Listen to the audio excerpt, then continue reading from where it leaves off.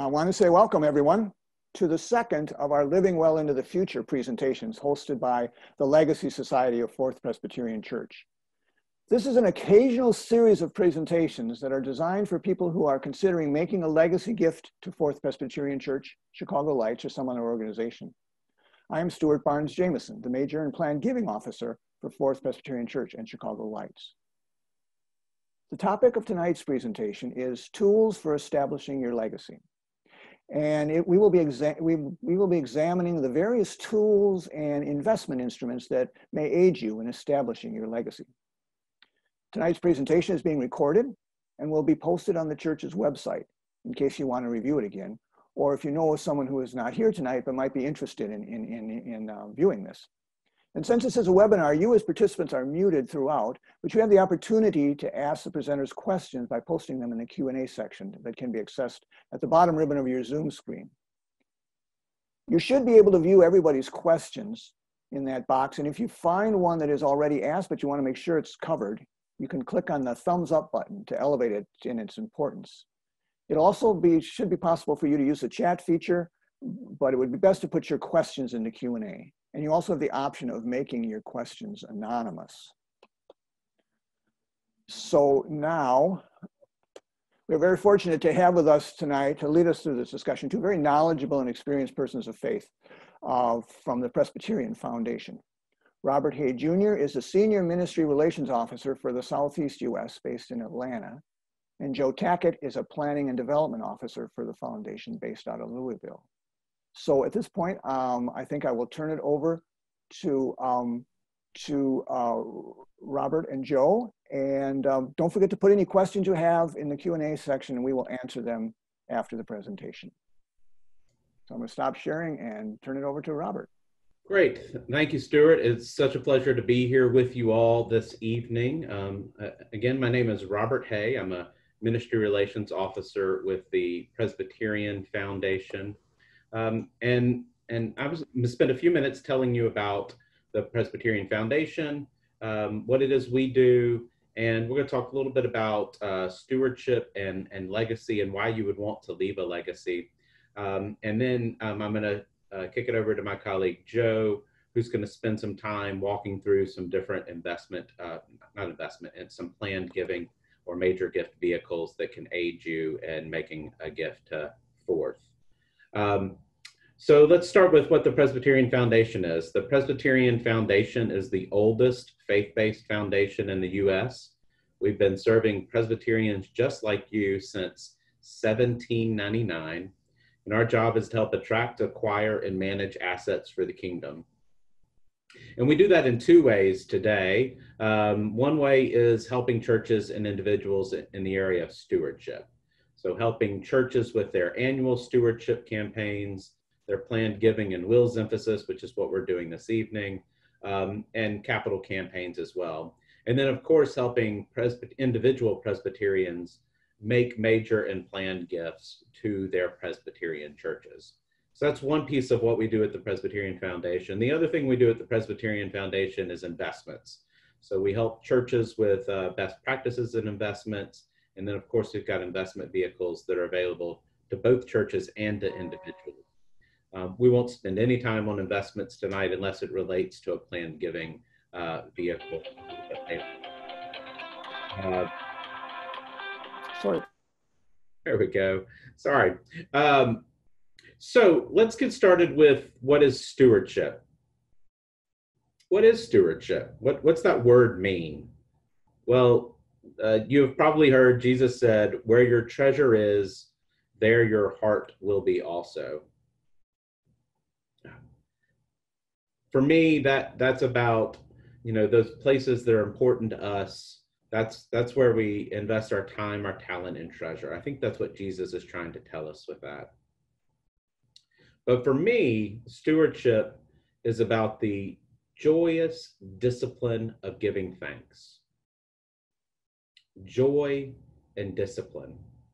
These are two words we don't often hear together. So how do we describe this? How do we put these together? Joy and discipline. Well, my cousin Doug, he is an ultra marathoner. And for those of you who aren't up on all of the different 5K, 10K, marathon, ultra marathon, and all the differences between all those, an ultra marathon is technically anything longer than a marathon. But most commonly, ultra marathons are 100-mile races. And it takes the runners 24, 25, 26, 27 hours to complete this race. My cousin Doug does this. He runs these races and then he blogs about it. And this is how he makes a living.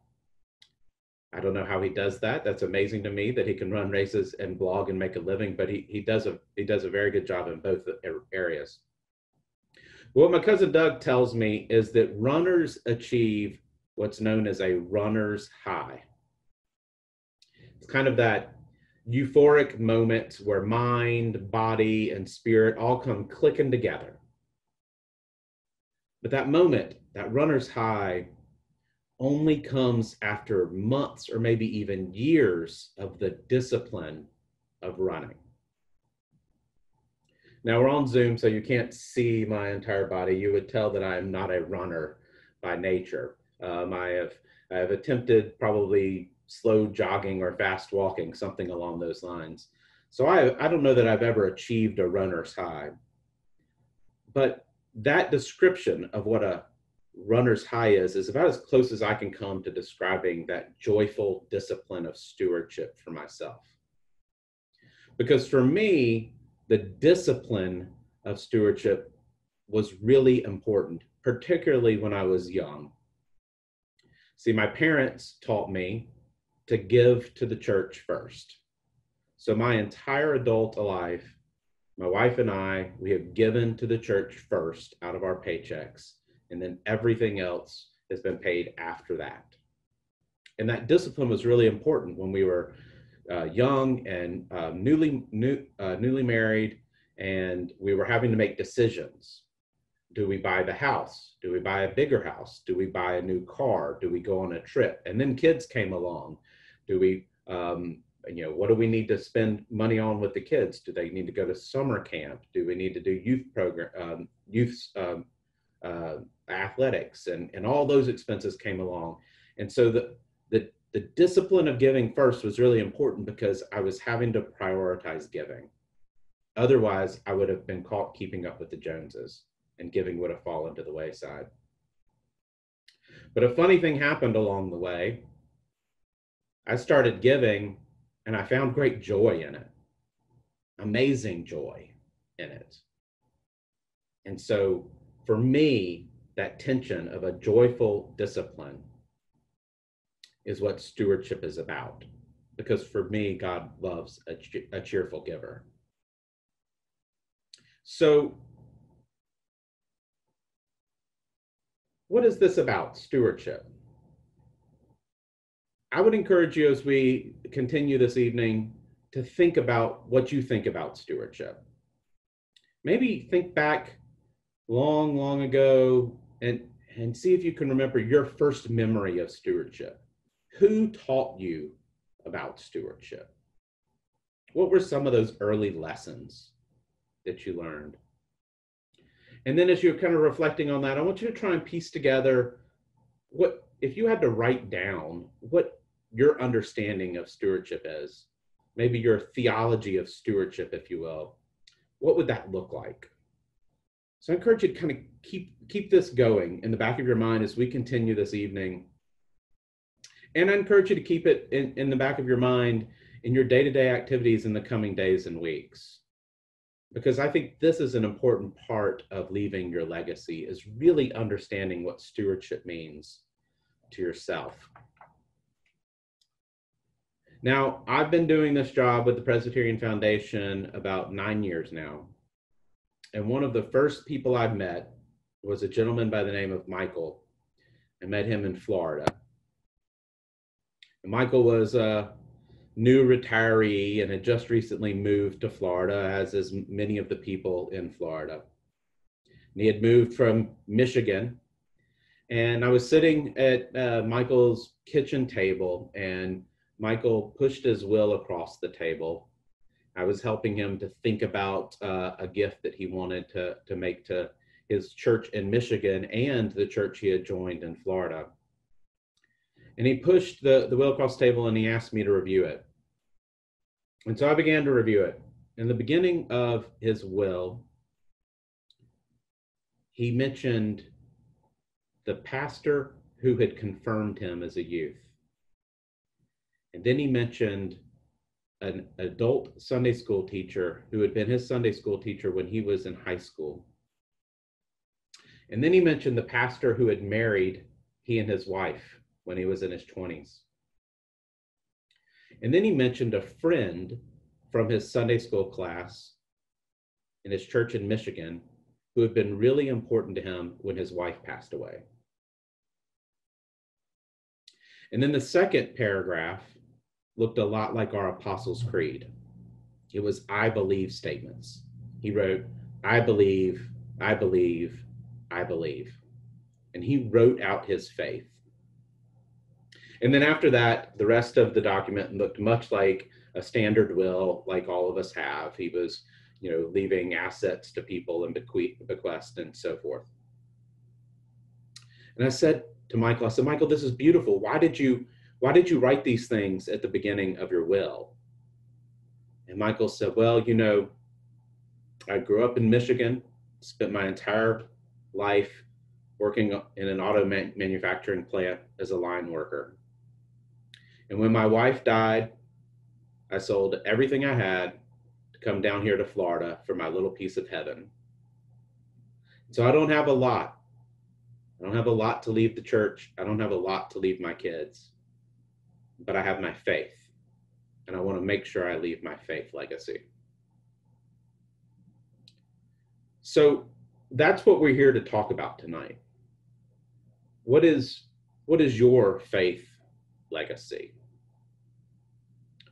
I'd encourage you when we're done this evening, go pull out your will or your living trust or your estate plan documents, pull them out, sit down and read them.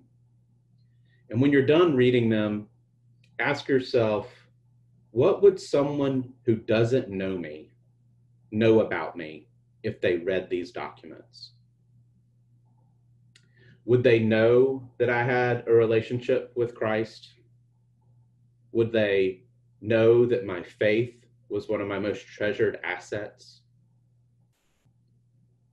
And based on the answers to those questions, I would encourage you to consider making some changes to those documents. And I would ask you to consider leaving a faith legacy. We all stand on the shoulders of the saints who have come before us. What kind of trees will we plant for the generations that come after us? For me, these aren't my assets anyways. They never were. God entrusted me with these assets. God entrusted us with all that we have. He asked us to be good stewards. And so I think that's what stewardship is, being good stewards of these assets. So how can we return some of that to God? How can we leave our faith legacy? So with those questions and those challenges, I hope that's the lens that you will be listening for tonight and in the coming weeks.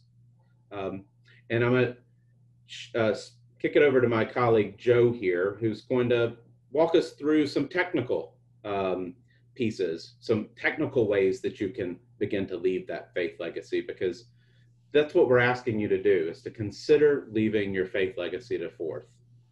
So, Joe? Yeah,